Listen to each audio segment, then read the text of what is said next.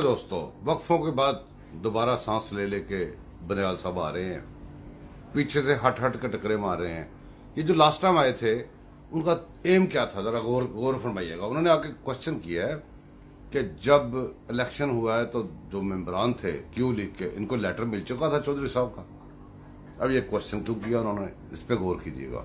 ये इसलिए गौर किया था, अभी कुछ अर्सा पहले इमरान खान के हक में उन्होंने एक फेवर में फैसला दिया, खींच खिंचा के बड़ी मुश्किल से, तो इन्हें अदालत वाला, जो इमरान साहब दंदनाते इस्लामाबाद में घुस गए थे, उन्होंने मना किया हुआ था।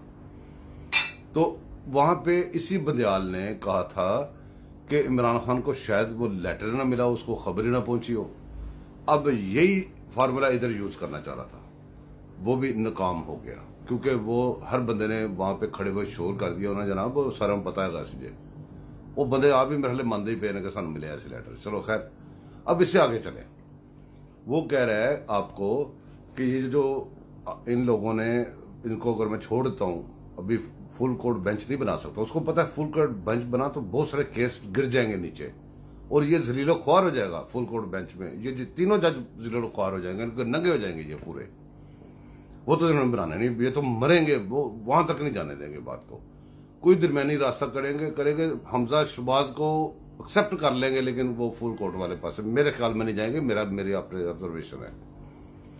अब ये बंदा कह रहा है कि अगर हम इस तरह इसको छोड़ देते हैं, जब तक फुल कोर्ट बेंच नहीं बनेगा तब तक 2 महीने या जितने महीने, तो ये तो जनाब बात गलत है कि जो कम वोटों वाला है वो वज़ीर आला बना रहे और ज्यादा वोटों वाला घर बैठा रहे।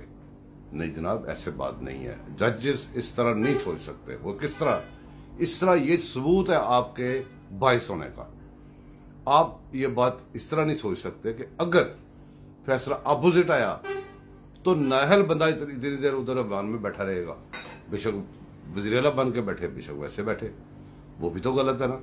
जजेस का काम इस तरह सोचना नहीं होता। बंदियाल साहब, आप फंस चुके हैं, मैं आपको सुबह सुबह बता रहा हूं, आप हैंड्स अप कर दें, फंस गए हुए हैं आप।